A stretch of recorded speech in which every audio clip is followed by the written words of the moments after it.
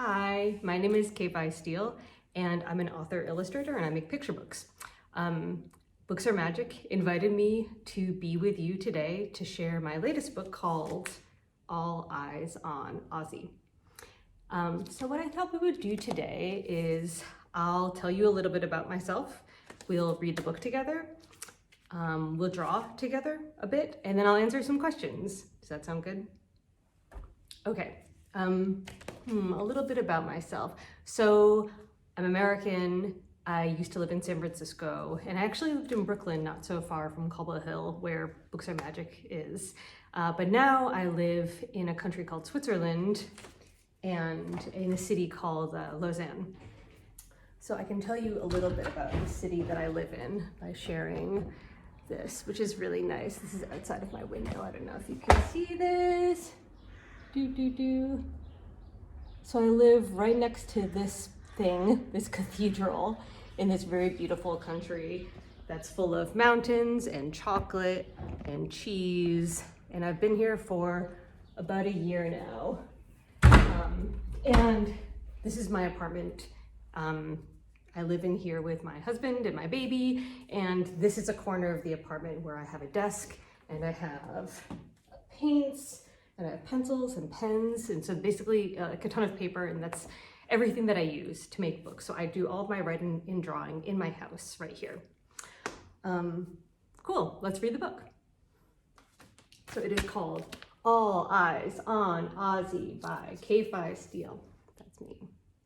And this is Ozzy on the front. Okay, let's get into this. Here are all of the students in the classroom. I'm gonna take the book jacket off. These are all of Ozzy's classmates. And what do you notice on here? What is everyone doing? So they're all playing instruments, and they all look, I think, pretty happy or proud, or, you know, like they're kind of like feeling good. And here we have our main character. What do you think she's feeling right now? Does she seem like she's feeling good? Let's see what is going on with Ozzy. All eyes on Ozzy.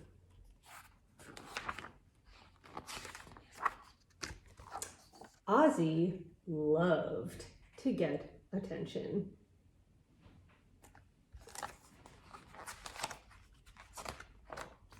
She always found ways to stand out, whether it was by herself, and she's singing, "In the Big Rock Candy Mountain." And sometimes she liked getting attention with her best friends, Xena and Rosa. So Xena and Rosa and Ozzy are saying a specific word here called, it's spelled M-E-O-W. Can I hear you say that word? Can I hear you say it like a bunch of times in a bunch of different ways? Cool, thank you. But there was one person she loved getting attention from most of all. Let's see who this is. Ms. Bomba was Ozzy's music teacher. She was her favorite teacher. She was everyone's favorite. Ms. Bomba taught all kinds of useful stuff, like how your heartbeat will match up to the beat of a drum. It's what makes you want to dance. And they're all going tump, tump, tump, tump, tump, and dancing. And she made learning new things fun. And she's talking about how to learn how to read music. If you know how to read sheet music, she's written, "Every good badger deserves food." If you don't know how to read sheet music, don't worry about that right now. If you do, it's a little inside joke for you and for me. One day, Ms. Bomba had everyone pick an instrument to play at the school recital, "Vamos a bailar, let's dance." "I'm picking the clarinet," said Xena. "Dibs on the alto saxophone," said Rosa. "Rats," thought Ozzy. "Maybe there's a didgeridoo or a zither or a yaz." So those are both three instruments. You should look up what they are. Maybe you know what a didgeridoo is. Maybe you know what a zither is. You should definitely look up what a yaz is. I saw it in a museum in India, and it's kind of like a harp plus a peacock. Just look it up. Or like sometimes a yak. Okay. But then Ozzy thought of the most attention-grabbing instrument. the drums. But when Ozzy got the sheet music, it wasn't so attention-grabbing after all. I guess I just improv the drum solo? There's no drum solo in our song, said Ms. Bomba. You play the part, and your part is to keep the beat. Ozzy had a better idea. Boom, boom, boom, boom, boom, boom. You'll get us all off beat, said Remy. You're doing it wrong, hissed Caden. She's ruining it for everyone, yelled Paul. Your part is actually easy, said Francis. I can help you. Let's just take it from the top, said Ms. Bomba. So let's see what Ozzy does. For the rest of practice, Ozzy played her part, and she did it so well that Ms. Bomba gave her an additional instrument. And she's playing bum, bum, bum, ding. What's the additional instrument she got here? Anyone know what that instrument is? Now, does Ozzy look happy here? Ozzy knew that everyone played their part. Go, go, Xena. Take us to the bridge, Rosa. But she just wished her part was better. Haven't we all been there, Ozzy? Yeah. Ozzy really didn't see the point in playing music if it wasn't fun, didn't make you want to dance, and didn't match your heartbeat to the beat. How were you supposed to feel good when all you got was bomb, bomb, bomb, ding? Ozzy felt invisible. What do you think about Ozzy's room here? What do you see over here? Do you notice anything? Does it look like someone who has a lot of interests? Does it look like your room? The night of Vamos a Bailar, Let's Dance came, and Ozzy was not feeling good. Her heart was going tum, tum, tum, tum, tum, tum, tum, tum, tum. There's so many people out there, said Xena. I can see my grandma, said Rosa. I think I have to go to the bathroom, said Ozzy. Again. Does this ever happen to you or anyone you know when they get nervous they have to go to the bathroom? A lot. The stage lights were hot. Ozzy was sweating. She couldn't breathe or blink. Everyone, including the audience, was silent. Ms. Bomba counted the band in with her baton. 1, 2, 3, 4. Now it's finally Ozzy's time to shine. What do you think happens? Ozzy froze. All around her, the trumpets, flutes, trombones, and clarinets melted into a heap of noise. Frap, frap, frap went Miss Bomba's baton. Ms. Bomba looked at Ozzy and she began to play the beat. Tump, tump, tump, tump. Ozzy began to tap her boot and gently hit the drum. Bom, bom, bom. I think you have it now, whispered Ms. Bomba. Are you ready to lead us in? Ozzy held the beat for the whole band. She was dancing and she didn't even realize it. Everyone was locked into the song, especially Ozzy. Xena and Rosa bounced their heads. Ms. Bomba smiled and she moved her shoulders while she swung her baton. Afterwards, they all jumped up to take a bow. I feel like this is the best part. Xena and Rosa squeezed Ozzy's hands, and Ozzy squeezed back and smiled at the crowd. The applause was so loud, her heart went tump, tump, tump, tump, tump, tump, tump. And now that the show was over, Ozzy looked at Ms. Bomba for her next cue. And what's that going to be?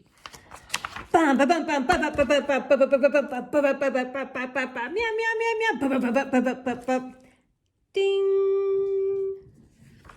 And that's the story. Cool. Thank you for reading with me. All right, let's draw together. What do you say? So this is the part where you're going to grab something to draw with and something to draw on, like a piece of paper or a whiteboard or a scrap piece of paper or a napkin or anything you have. And I'm going to show you how I draw this character, Ozzy. So when I'm drawing Ozzy, I start with the eyes. I draw a circle, and then another circle next to that, and then a dot on either side. Okay? And now we're gonna draw her nose. So her nose, I just draw like a little U over here. If you want to change that nose, here are some other options. You could do like a pig nose, or a triangle, or a really big nose, just some like basic shapes. Now, I'm gonna skip her mouth for now, because I wanna do a different emotion, and emotions, I think are really dictated by mouths and eyebrows, so let's just skip that for now. But let's do her hair.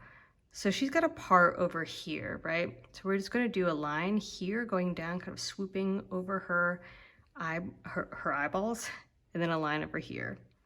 This will make sense in a second, trust me. And then let's do the top of her head, which is like this, and the other top of her head, which is like that. And so we're missing the whole bottom of her face right now. And it's very simple. You start at one end of that part that you drew, that line going down over her eye, and you just swoop all the way around to the other side. So it's like eyes, nose, top of the hair, no mouth. Now you're gonna draw a little U shape for her neck, just connecting it. It's just a little tiny detail. And let's draw her body. So if you notice her body, it's kind of like, think of it as like a bean shape. See that? And she's got a short sleeve shirt on, and she's got some tights on. I really like that she's a bean shape. So I'm gonna draw a more simple one for you, and then I'll show you how I actually do it. So what you could do, the easiest way to do it, is to just draw a bean shape. Any kind of bean shape will do. And then let's give her some sleeves, which is just like basically that. And then another sleeve like that. All right, so we have like the basic shape, and let's give her some legs. So I'm gonna have her going like this. I'm gonna do a line going down here. This is a really easy way to do legs, and another line going this way. Now all you're gonna do is double these lines. I know that arms and legs are really hard for people, but that's the easiest way that I can think of to do legs. That's pretty much what I've done over here. Now let's think of an emotion we might want her to have. And I got some emotions from some students beforehand, which I think are kind of exciting. Let's see, there's excited and fun, upset, surprised, and this was another vomit, which I thought was a really exciting emotion to think about drawing, even though it's not technically an emotion. I think it is kind of an emotion. Okay, so the reason I'm putting the emotions here now is that we don't have a mouth, we don't have the arms, we have these legs, but I think we can move the arms and you can use the mouth to really convey the emotion. So let's do fun. Actually, she's kind of fun over here, so we know that emotion. Let's do surprised. Okay, so what might your body do if you were surprised?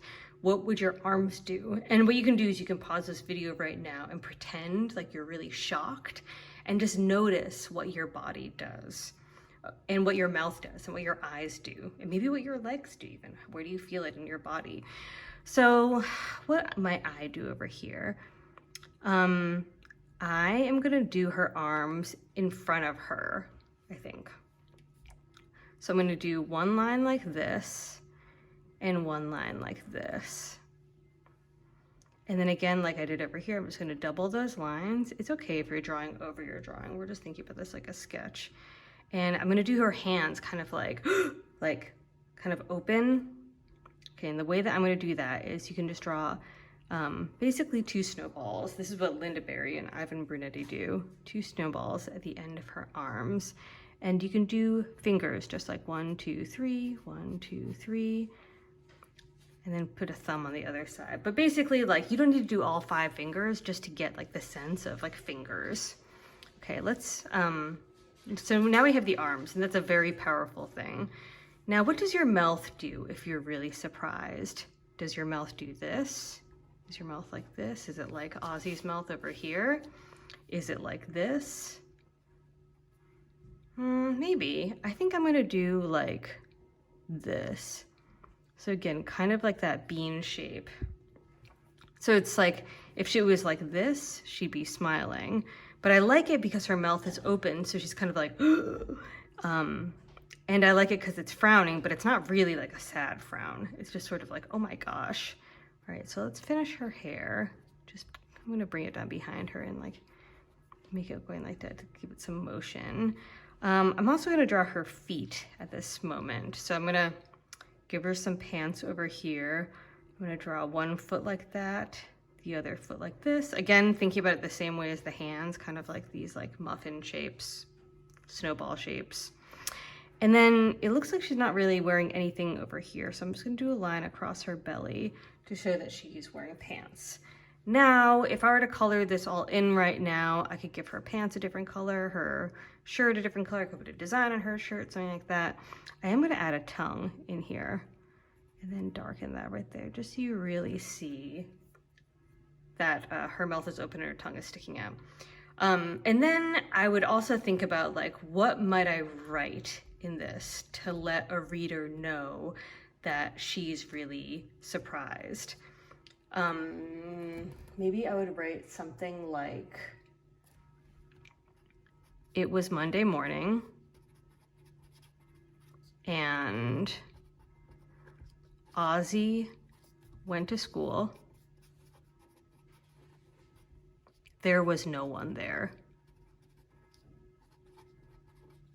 So what I did there, I didn't write Ozzy was surprised, and I didn't say there was no one there and Ozzy wondered what was going on, or she was worried. What I'm doing is I'm writing and I'm adding more to the story. So right now you don't know that she's at school. You don't know what day of the week it is. You don't know what the context is. But what I did by writing, it was Monday morning, Ozzy went to school and there was no one there, it's kind of like this additional element of the story, right? And I would encourage you to think about like, what is a moment that you can think of where your character would be excited or surprised or confused maybe, like something is going on. So I'm writing this, see how I'm adding like a narrative here. And then I would encourage you to think about what happened right before this. Maybe she was having breakfast. Maybe she was dropped off by one of her parents. Maybe she took the bus. And then what happened immediately after this? Did it turn out that someone was in the school? Did she stay at school? Did she go home? Was there anyone that she met? Okay, so there is an example of how I draw a character and think about writing them. And because I feel like that's just a really fun thing to draw, I'm gonna show you really quickly how I might draw vomit as an emotion. So again, we're gonna draw her eyes, 2 dots in the middle, her nose, let's draw her hair really quickly, the bottom of her head. Okay, her ears on either side, neck, and we'll do the bean body. We'll do 2 lines for legs that we're gonna double again really quickly. Her sleeves, and then let's think about like, what do your arms do if you're thinking about this idea of like vomit? I might also do them in front of her again, but I'm just gonna go like this. I'm gonna have them kind of like going in one direction. Double those lines, double these lines, snowballs, fingers, make the feet, give her some pants. And the mouth, I'm gonna go like, think about how you might do the mouth before I draw the mouth. What's the mouth someone makes if they know they're about to puke? I'm gonna go like this, like that. Let's give her her beautiful hair. I'm gonna give her kind of like dark circles under her eyes. And maybe some like sweat, because I feel like when I'm about to puke, if I'm about to puke, I like sweat for some reason. I think it's because I'm really nervous and I hate puking. So that's why I think it's like vomit is a really interesting emotion. So what would I write over here? I might write something like Ozzy hadn't thrown up in 3 years. And so what I'm doing by writing that, I'm not saying like, I don't even need to necessarily say like, because I'm writing how she feels. Okay, I'm drawing how she feels. She's clearly distressed, right? But the words are just saying a fact, like she hadn't thrown up in 3 years. But what I like about that, it's stating a fact, but you can tell by the drawing how she feels. Do you see how these two things are different? Okay, now I would encourage you to think about some emotions that you might draw now that you know how to draw Ozzy. Maybe, how about angry or jealous? Think about like emotions that are strong emotions, or rude or something like that. Or how about like cute? What might that be? So a lot of the times I will base some of the things I put in the story on actual things in my life. And one thing in this book that I added to the story was my actual cat. Her name is Micah. And this is also Ozzy's cat in the book. Anyway, this is my cat. Hi, Micah, say hi. Meow, meow, meow, meow. So I have some questions from students from a group of second graders in Brooklyn that I wanted to answer. Let's see what this first one is. So this first one is, how do you think of writing the characters in your book? This is from August B, who's a second grader in Brooklyn. How do you think of writing the characters in your book? That's a great question. When I'm writing characters in my book, I usually start with a drawing, actually. And I have a sketchbook where I keep a bunch of drawings that I make. Let me see if I can find it. 1 second. Oh, here it is. So this is a book that I keep on me all the time. When I go out, I don't really go out that much anymore now because of COVID. But when I'm going out, I usually stick this in my bag. And if I see something that I think is inspiring, or I see something mostly that I think is funny, I feel like that's it. It's something that's funny or that just catches me for some reason, I will make a drawing of it in this notebook. So here is an example of some things that have been on my mind a lot lately. Just like funny babies that I've been seeing around. What else? Yeah, here's some more of these funny babies. I'm thinking about making this into a character. But this character, when I think about writing characters and I'm drawing characters, this character will just sort of like kind of reappear over and over in my sketchbook. And I'll be like, I feel like this character has something to tell me, or there's some kind of funny story that I want to make with this character. So what I'll do is I'll just draw them over and over and over again. And then sometimes I'll write some words next to the character. So here's an example right here. There's a cat who's screaming, I don't want to take a nap. Do you see that? And then the dog is saying, you're both clearly exhausted. And the cat is holding the baby. And it's just kind of a mess. So again, I feel like there's something, if I feel like there's something happening there, I'll just sort of start with drawings, add some words. Here's another example of one. This is the dog wearing a beret. And there's a human over here saying like, does anyone here speak French? Just assuming that anyone who wears a beret is French. Also, I live in the French speaking part of Switzerland and I'm learning French right now. And it's really challenging. Yeah, so that's what I do. I usually just start with drawings and then I just sort of build the character through thinking about things that they might say or putting them in different funny situations. Thank you, August. It's a really good question. Okay, so this question is from Olympia, who is also a second grader in Brooklyn. And Olympia asks, how much practice did it take you to draw the characters? Olympia, second grader. How much practice did it take me to draw the characters? So, what's kind of funny is that, so I draw the characters a lot in my sketchbook, and then I make the final art for the book, and I draw the characters over and over again. So, I draw the characters a lot, but what's interesting is that I found that I don't really get to know the characters. There's a way that I get to know the characters through drawing them and making a book about them. But once that book hits the shelves and I start going into classrooms when I can to share the book with students, it's like I get to know the characters a second time in a different way.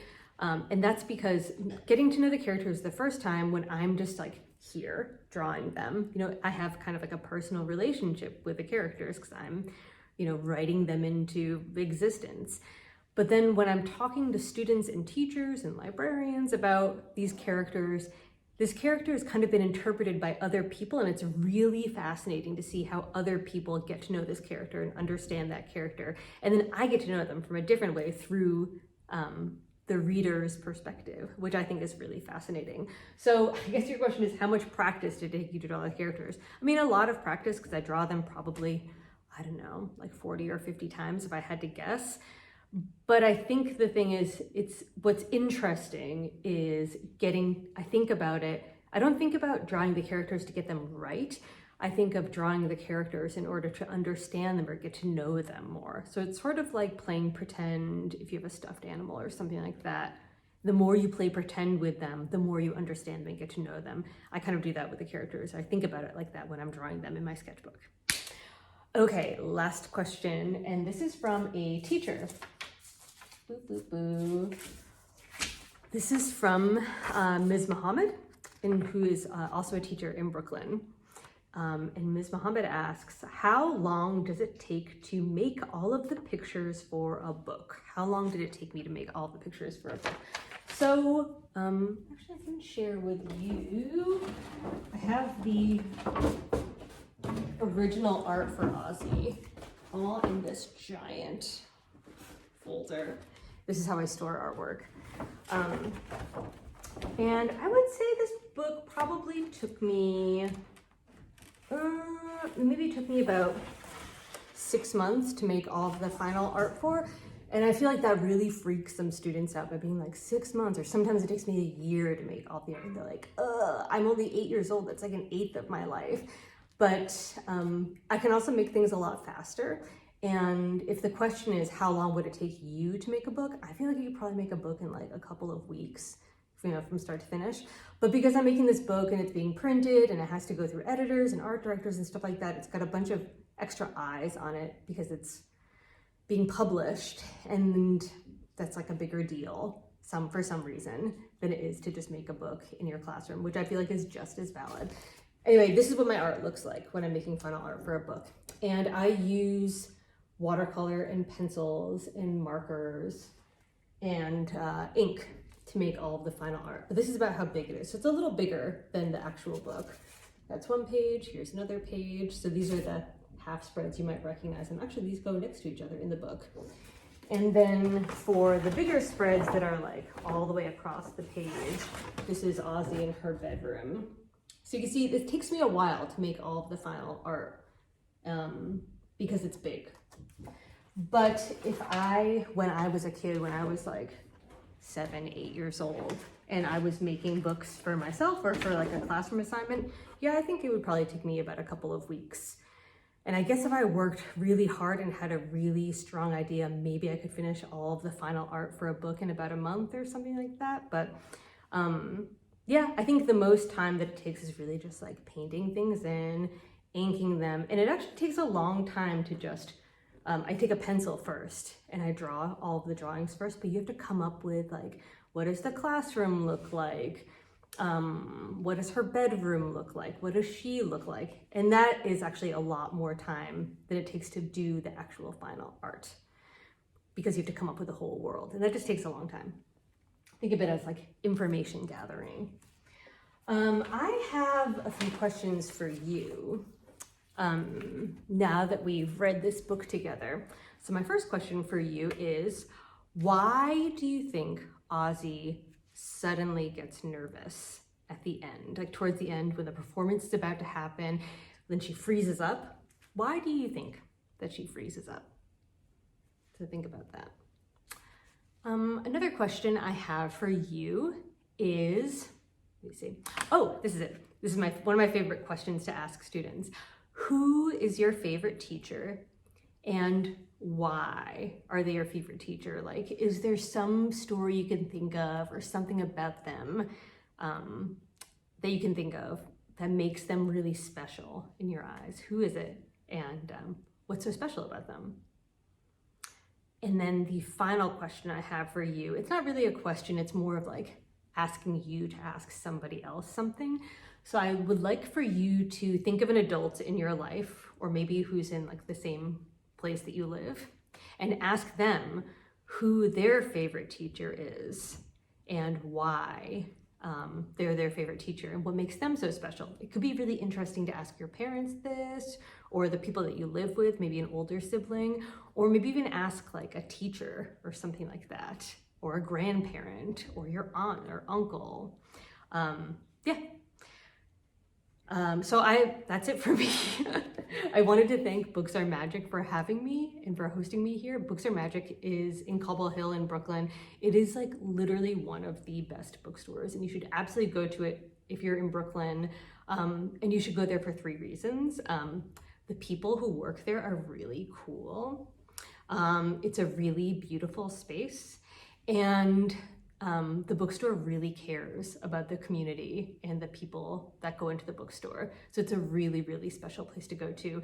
And also, if you go there, you can get signed copies of my books. And I sent them a few drawings too. So if you order a copy from them, and you might get a free drawing that I made, because I sent them like 5 drawings and they're giving them away. Anyway, thank you so much for joining me. It was really, really special. I miss doing story times in person with people. It's just really wonderful to be able to share the book and to draw with you all. Thanks again. I hope you have a really great start to 2022. See you soon.